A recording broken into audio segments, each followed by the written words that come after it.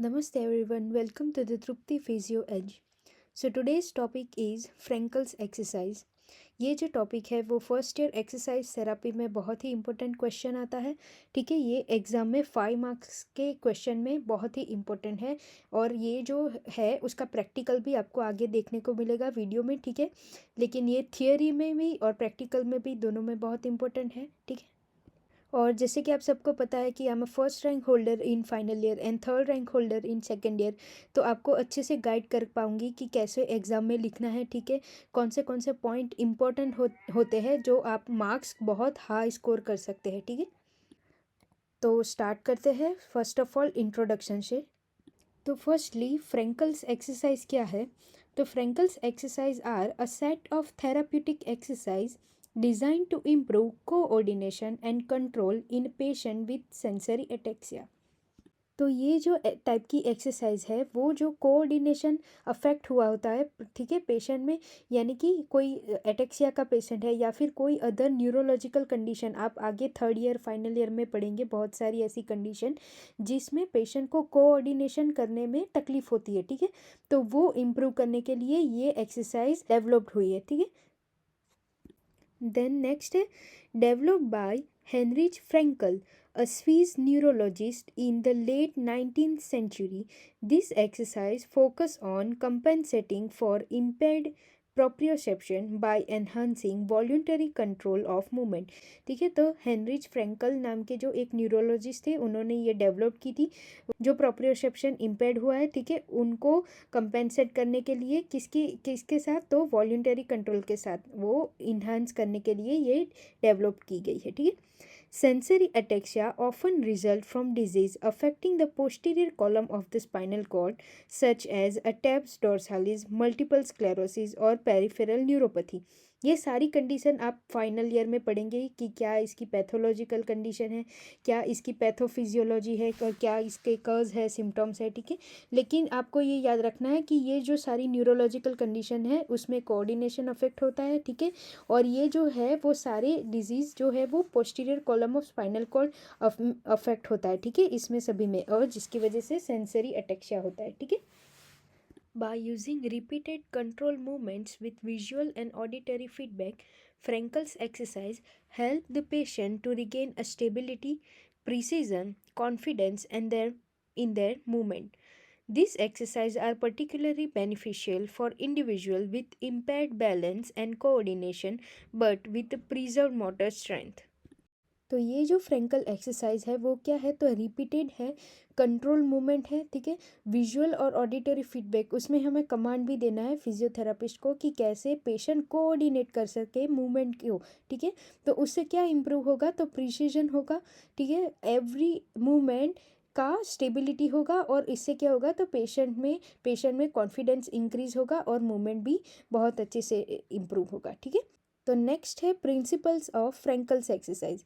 ये इम्पोर्टेंट है। ठीक है, अगर आपको एग्जाम में 5 मार्क्स के क्वेश्चन में आता है तो आपको वो आगे वाला 2 पॉइंट इंट्रोडक्शन में लिखना है। ठीक है, फिर आपको ये प्रिंसिपल लिखने हैं और देन वो आगे हम एक्सरसाइज पढ़ेंगे कि एक्चुअल फ्रेंकल एक्सरसाइज क्या है डिफरेंट पोजीशन में, तो हम वो आगे टाइप्स में देखेंगे। ठीक है, लेकिन अगर आपकी यूनिवर्सिटी में अगर 3 मार्क्स में आता है तो आपको ये प्रिंसिपल्स ये सब लिखने की ज़रूरत नहीं है। ठीक है, ये डिपेंड करेगा आप कौन सी यूनिवर्सिटी से है। ठीक है, 5 मार्क्स में ये यूजुअली आता है तो आपको प्रिंसिपल्स भी लिखने हैं और आपको टाइप्स भी लिखने हैं। ठीक है, ये एग्ज़ाम में बहुत फटाफट करना है तो 4.5 मार्क्स आप इजीली कवर कर सकते हो। ठीक है, और ये एग्ज़ाम में अगर आपको टॉप करना है तो मैं जो जो बोलती हूँ वो आपको पॉइंट इंक्लूड करने हैं और क्या क्या नहीं करने हैं वो भी मैंने आपको बताया कि 3 मार्क्स में आएगा, तो आपको ये प्रिंसिपल्स एड ऑन नहीं करने। ठीक है, तो स्टार्ट करते हैं प्रिंसिपल्स। तो फर्स्ट है वॉल्यूंटरी कंट्रोल ऑफ मूवमेंट।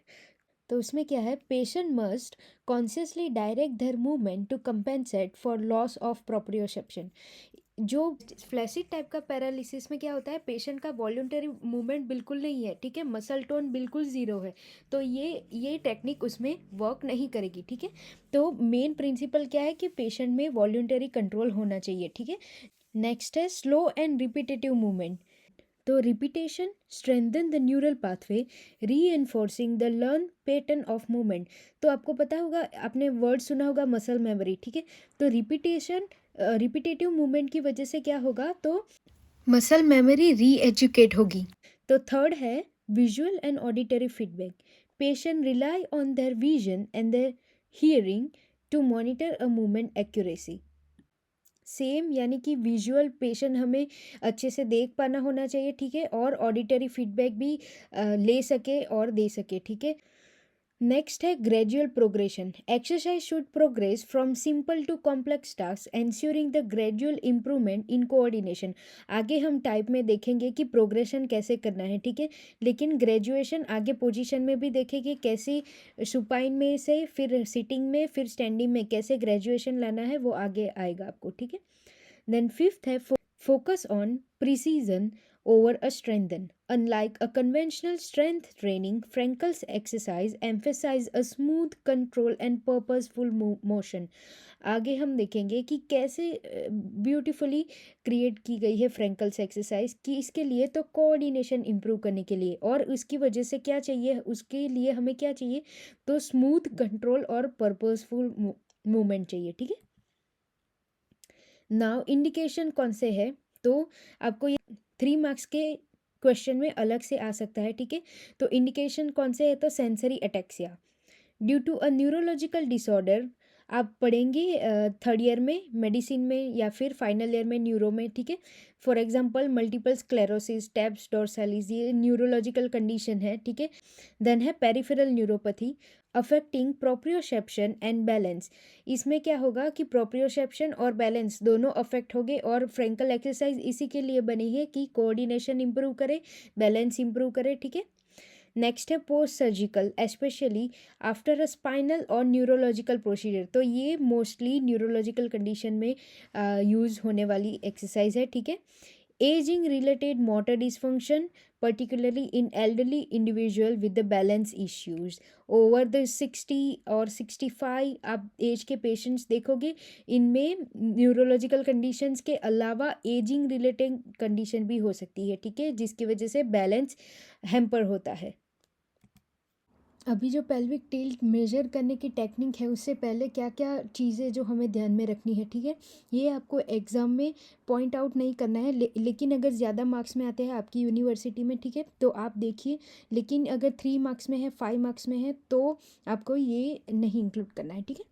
तो ये टेक्निक है, टेक्निक यानी कि जो पेल्विक एंगल जो हम आगे पढ़े, ठीक है, वो कैसे मेजर करने हैं, उससे पहले क्या क्या चीज़ें हमें ध्यान में रखनी है, तो वो हम इसमें देखते हैं। और मेरी चैनल पे बहुत सारे मैंने वीडियो बनाए हैं जो कि फर्स्ट ईयर एक्सरसाइज थेरेपी से मैंने स्टार्ट किया है, तो आप जाके वो भी देखिए, बहुत अच्छे से मैंने डिस्क्राइब किए हैं सारे टॉपिक्स, ठीक है। तो स्टार्ट करते हैं। The patient is position and suitably cloth so that he can see the limb through out the exercise. Position भी पेशेंट को ऐसे देनी है कि वो हम प्रॉपर उनको डेमोन्स्ट्रेट करके दिखा सके, तो वो देख सके, ठीक है। सुपाइन पोजीशन में है, आगे हम देखेंगे स्टैंडिंग में है, डिफरेंट डिफरेंट एक्सरसाइज है, तो वो हिसाब से हमें पोजीशन देनी है, और क्लोथिंग भी हमें उसके हिसाब से उसको बोलने हैं कि पहनिए, ठीक है। A concise explanation and demonstration of the exercise is given before the movement is attempt to give a patient a clear mental picture of it. देखो, ये बहुत ही अच्छा प्रैक्टिकल सेशन में आएगा कि आप प्रैक्टिकल एग्जाम में भी अगर ये फ्रैंकल एक्सरसाइज या फिर कोई भी एक्सरसाइज आए ना, तो पेशेंट अगर डेमो पेशेंट है तो उनको बोलिए कि मैं आपका फिजियोथेरापिस्ट हूँ, मैं ये टेक्निक परफॉर्म करने वाली हूँ आप पे, या परफॉर्म करने वाला हूँ आप पे, ठीक है, तो हम ऐसे ऐसे करेंगे। तो एक विजुअल इंटरप्रिटेशन उनको दीजिए, एक विजुअल क्लू दीजिए एक्सरसाइज का, ठीक है। The patient must give his all full attention to the performance of the exercise to make the movement smooth and accurate. और पेशेंट भी एक्सरसाइज समझना चाहिए, पूरा पूरा का हमारा प्रोटोकॉल जो है वो बहुत अच्छे से और एक्यूरेटली वो उनको समझाना है, ठीक है। The speed of the movement is dedicated by physiotherapist by means of rhythmic counting, movement of her hand और the use of the suitable music. और फ्रैंकल एक्सरसाइज का ये बहुत ही अच्छा कॉन्सेप्ट है, ठीक है। फिजियोथेरापिस्ट के ऊपर डिपेंड करेगा कि पेशेंट को प्रोग्रेशन भी कब देना है, ठीक है। तो ये जो काउंटिंग है वो फिजियोथेरापिस्ट करेंगे। वो कैसे? तो काउंटिंग रिदमिक होनी चाहिए और उन हैंड जेस्चर का यूज़ करना है, ठीक है। या फिर आप सूटेबल म्यूज़िक भी रख सकते हो, लेकिन प्रीफरेबली हम लोग हैंड जेस्चर यूज़ करते हैं। The range of movement is indicated by marking the spot on which the foot or hand is to be placed. वो हम आगे देखेंगे एक्सरसाइज में, वही उसका ही है, फ्रैंकल एक्सरसाइज में ही आएगा कि कैसे कैसे पेशेंट को हमें गाइड करना है, ठीक है, पॉइंट आउट करके या फिर मार्क करके एक्सरसाइज सिखानी है, वो आगे हम देखेंगे। The exercise must be repeated many times until it is perfect and easy. It is then discarded and a more difficult one is substituted.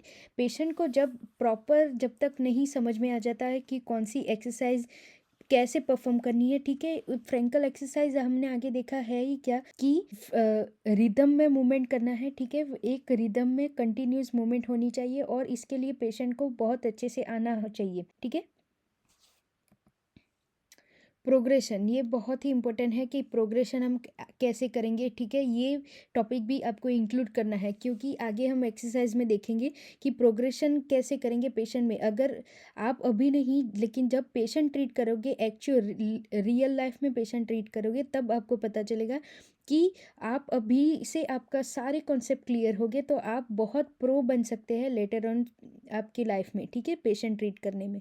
तो progression is made by altering the speed, range and complexity of the exercise. Speed पहले धीरे रखेंगे, ठीक है, gradually हम increase कराएंगे rhythm में, ठीक है। और रेंज ऑफ मोशन भी है, जितना डिग्री आज है उससे थोड़ा बढ़ाएंगे, 4 दिन बाद उससे थोड़ा बढ़ाएंगे, ऐसे रेंज भी इंक्रीज करेंगे। कॉम्प्लेक्सिटी आप एक्सरसाइज में कैसे इंक्रीज कर सकते हो? तो लेवल ऑफ टास्क एक ही एक्सरसाइज में इंक्लूड करके, ऐड ऑन करके हम कॉम्प्लेक्सिटी एक्सरसाइज में बढ़ा सकते हैं, ठीक है। Fairly quick movements require less control than a slow movement. ये कॉन्सेप्ट ऐसे समझाता है कि हम क्विक मूवमेंट जो कराएंगे ना, उसमें लेस कंट्रोल होगा, ठीक है, पेशेंट का। स्लो और रिदमिक मूवमेंट ही बहुत अच्छे से वर्क करती है कोई भी एक्सरसाइज, ठीक है, पेशेंट में रिकवरी लाने में। Later, alteration in speed of consecutive movement and interruption which involve stopping and starting to the command are introduced. तो इसमें क्या है, देखो, फर्स्ट में हमने देखा कि स्पीड, रेंज और कॉम्प्लेक्सिटी बढ़ाई। नेक्स्ट सेकंड में क्या दिखा कि हमने मूवमेंट इंक्लूड किए, ठीक है। और क्विक मूवमेंट क्या है, तो लेस कंट्रोल होता है क्विक मूवमेंट में late than the slow one. और थर्ड में हम क्या देखेंगे कि आगे और स्पीड, रेंज और कॉम्प्लेक्सिटी सब में हमने चेंज कर लिया। तो आगे हम क्या करेंगे, तो आगे हम प्रोग्रेशन के लिए कोई भी टास्क में इंटरप्ट करेंगे पेशेंट को, ठीक है। स्टॉप, स्टार्ट, ऐसे आपने रील्स में भी देखा होगा, इंस्टाग्राम पे, ठीक है, कि कॉम्प्लेक्सिटी आती है, कोई कमांड अलग होता है, तो कोई भी रिदमिक से हमें अल्टरिंग लाना है, ठीक है। कमांड स्टॉप या स्टार्ट करके हम एक्सरसाइज को कॉम्प्लेक्स बना सकते हैं। देन है wide range and primitive movement in which large joints are used gradually give way to those involving the use of small joint, limited range and a more frequent alteration of direction। तो eventually पहले जो patient exercise करेगा वो large joint यानी कि shoulder हो गया, hip joint हो गया, देन वो चेंज करेंगे, प्रिसाइजली वर्क करेंगे कौन से जॉइंट यूज़ करके। तो रिस्ट हो गई, फिंगर हो गई, टो एक्सरसाइज, ठीक है, वो प्रिसाइजली यूज़ कर पाएंगे, तो वो प्रोग्रेशन हुआ, ठीक है। Finally simple movements are built up into a sequence to form a specific action which requires a use and control of the number of a joint and more than a one limb. For example walking, जैसे हम third year में पढ़ेंगे paediatrics में, ठीक है, milestone. तो वो कैसे चिल्ड्रन अचीव करते हैं, ठीक है। फर्स्ट मंथ में इतनी इतनी मूवमेंट आई, देन ये मूवमेंट आई, क्राउलिंग, एंड देन ऐसे करके पूरी मूवमेंट सीखते हैं, ठीक है, माइलस्टोन उसे बोलते हैं। तो ऐसे ही छोटे छोटे मूवमेंट इंक्लूड करके एक एक या फिर एक से ज़्यादा, बहुत ज़्यादा जॉइंट, पूरे बॉडी के जॉइंट या फिर मोर देन 1 और 2 जॉइंट यूज़ करके पूरा सीक्वेंस में मूवमेंट होगा, ठीक है। तो फॉर एग्जांपल वॉकिंग आ गया, ठीक है। According to the degree of disability and re-education, exercise start in a lying with the head propped up and with the limb fully supported and progress is made to exercise in a sitting and then standing। वो हम आगे exercise में देखेंगे कि starting हमें supine position से करना है, फिर आगे प्रोग्रेशन में सिटिंग में, देन स्टैंडिंग में।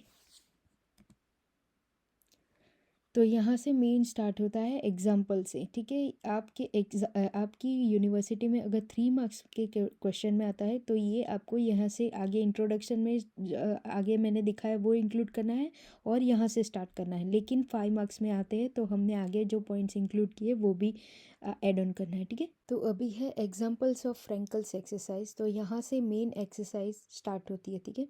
Exercise for the leg in lying position. तो आगे हम प्रोग्रेशन देखेंगे, लेकिन अभी स्टार्ट में हम लाइंग पोजीशन से देखना है, ठीक है। तो फर्स्ट है लाइंग पोजीशन, हेड रेज्ड रहेगा, ठीक है। Hip abduction and adduction, the leg is fully supported throughout on the smooth surface of the plinth और on the re education board, ठीक है। पेशेंट लाइंग पोजीशन में रहेंगे। First starting Frenkel exercise easy position से देना है, तो supine position में पेशेंट रहेंगे, ठीक है।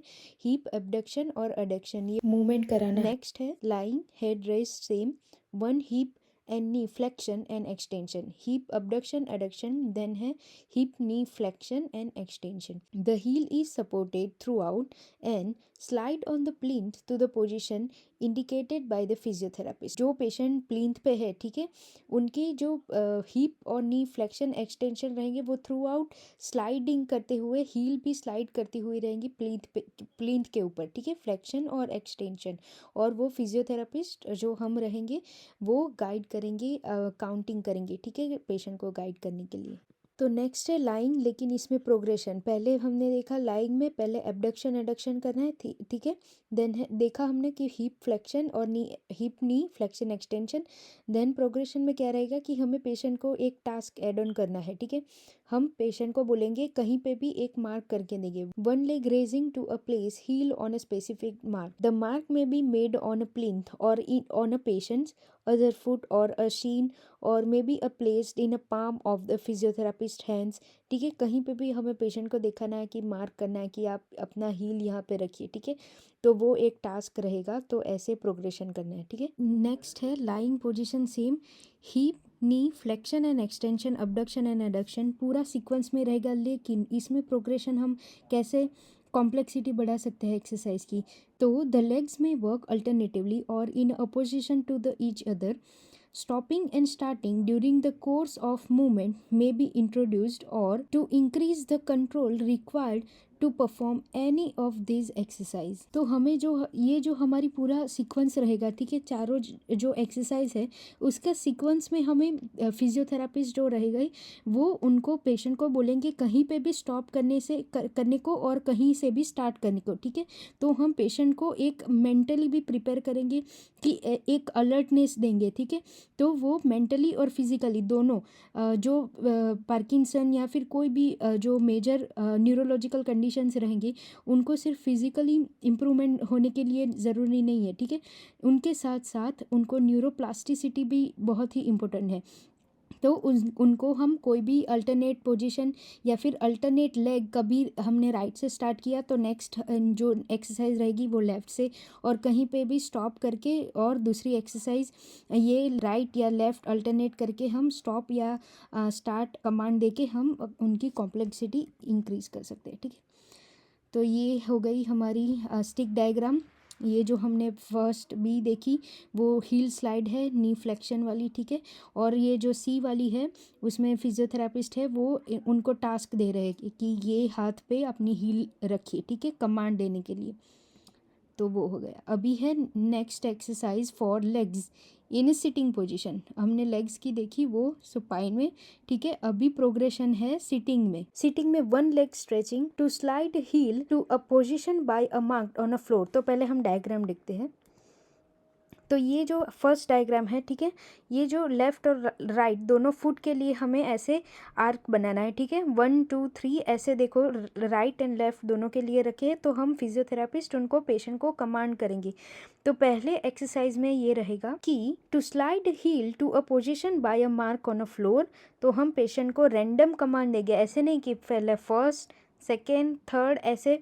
हाँ, अगर पेशेंट की इतनी रिकवरी नहीं है तो हम ग्रेजुअली फर्स्ट सेकेंड थर्ड कराएंगे, फिर हम कोई रैंडम देंगे कि पहले देंगे second, then one, then third, ऐसे करके, ठीक है। तो नेक्स्ट है sitting alternate leg stretching and lifting to a place heel और a toe on a specific mind. पहले जो हमने किया ना वो हील स्लाइड करके पेशेंट को रखना है, ठीक है।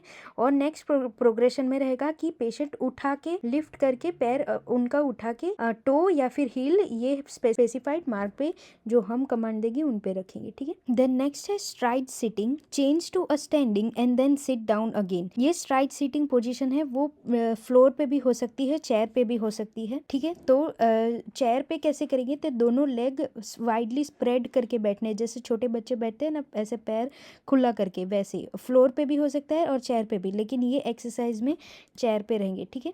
ये देखो, ये नेक्स्ट जो सेकेंड वाली डायग्राम है उसमें पेशेंट का दोनों पैर जो स्टिक डायग्राम है वो कैसे स्ट्राइड में है, ठीक है। The feet are drawn back and the trunk incline forward from the hip to get the centre of gravity over the base. The patient then extend the legs and drawn himself up with the help of hands grasping to the wall bar और other suitable apparatus।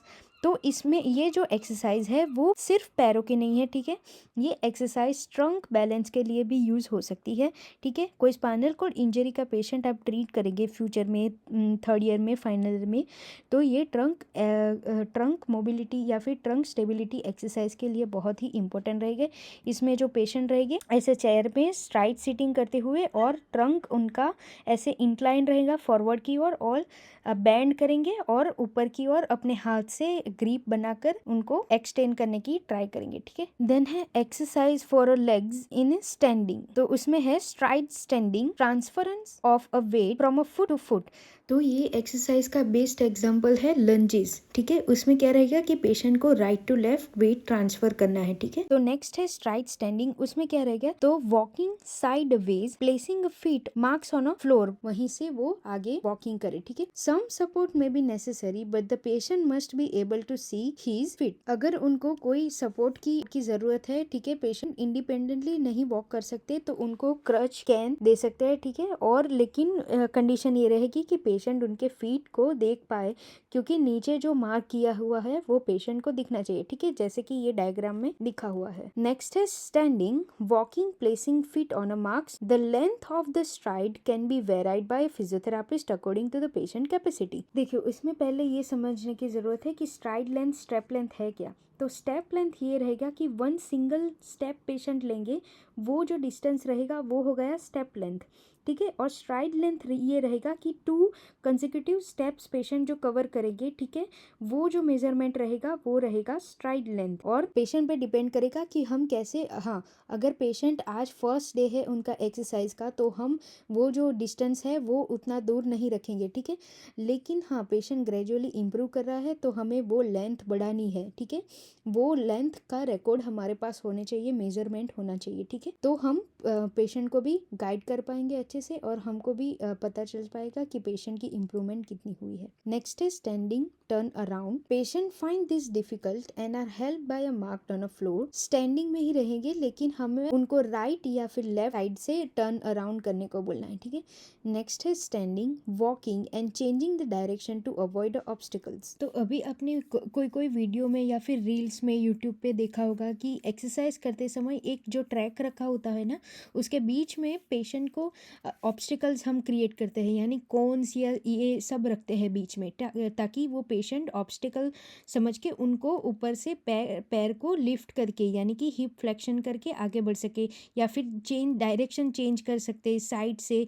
ऐसा हम obstacle usually create करते हैं ताकि जो patient है वो अपना कंट्रोल इंप्रूव कर सके, ठीक है। Next, group work is of a great value of control improves as it teaches the patient to concentrate on his own efforts without being distracted by those of other people। देखो, group exercise के बहुत सारे benefits है। आपके exam में आपकी university में 3 marks में वो भी क्वेश्चन आता है, ठीक है। तो आप मुझे कमेंट करिए ग्रुप एक्सरसाइज, मैं उसका वीडियो बहुत जल्द बनाने वाली हूँ, ठीक है। तो ग्रुप एक्सरसाइज पेशेंट को ये सिखाता है कि अपने टास्क पे कंट्रोल करना है, दूसरे क्या कर रहे हैं उनकी वजह से डिस्ट्रैक्ट नहीं होना है और अपने टास्क पे फोकस करना है। और जो पेशेंट अब इम्प्रूव नहीं कर पा रहा है वो दूसरों से लर्न करके अपना जो टास्क है वो कंप्लीट कर रहा है। तो ग्रुप एक्सरसाइज के बहुत सारे बेनिफिट्स है, ठीक है। In walking he gains confidence and becomes accustomed to moving about his with other to altering a direction and stopping if he wants।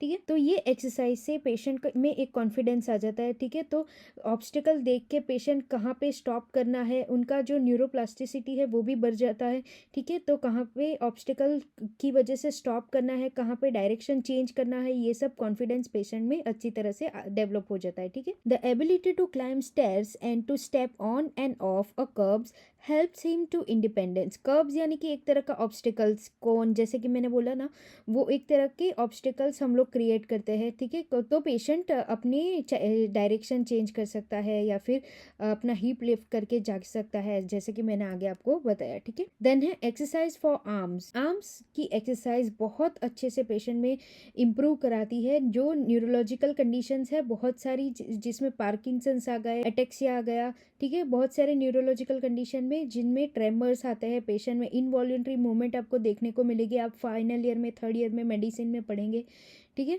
तो ये सारी कंडीशंस में हम फ्रेंकल एक्सरसाइज यूज करेंगे। तो एक्सरसाइज फॉर आर्म्स में है, फर्स्ट है सिटिंग। सिटिंग में one arm supported on table और इन स्लिंग, जैसे कि पेशेंट की कंडीशन है उस पर डिपेंड करेगा, ठीक है। तो जो हाथ का हमें एक्सरसाइज कराना है, ठीक है, वो ये सब टेबल एक्टिविटीज़ है, ठीक है, टेबल पे करानी है पेशेंट को। और जो पेशेंट कोई भी है जो लिफ्ट कर सकता है या फिर शोल्डर से ही उनका जो पैथोलॉजी स्टार्ट हो रहा है, तो उन्हें हम टेबल पे पहले से ही सपोर्टेड रखेंगे, ठीक है। और उनको शोल्डर फ्लेक्शन और एक्सटेंशन में असिस्ट करेंगे करने में, ठीक है। To place a hand on a specified mark, जैसे कि हमने आगे देखा कि हमने नी और हिप की मूवमेंट कराने के लिए जो मार्क किए थे ना, वैसे ही सेम मार्क हमें शोल्डर फ्लेक्शन एक्सटेंशन में कराने हैं, ठीक है। नेक्स्ट है sitting, one arm stretching to thread it through a small hoop और रिंग। तो इसमें हम एक रिंग या फिर ऐसा हुप जैसा एक कोई स्ट्रक्चर लेंगे, ठीक है, बड़ा सा। उसमें हम पेशेंट को गाइड करेंगे, अपना हैंड आगे करिए, ठीक है, स्ट्रेच करिए, स्ट्रेच करके आगे लाइए और इस रिंग में से पास करना है, ऐसे पेशेंट को गाइड करना है, ठीक है। नेक्स्ट प्रोग्रेशन आएगा सिटिंग में ही, picking up the objects and putting them down on the specified mark. Object जैसे कि पैक बोर्ड आ गया, ठीक है, पैक बोर्ड पे हमें एक्सरसाइज करानी है पेशेंट को, आप पढ़ेंगे आगे, अभी आपने पढ़ा होगा फर्स्ट ईयर में इंस्ट्रूमेंट में, ठीक है। तो पैक बोर्ड बहुत अच्छा एक्सरसाइज है ये हैंड एक्सरसाइज फॉर आर्म्स वाले पार्ट में, ठीक है।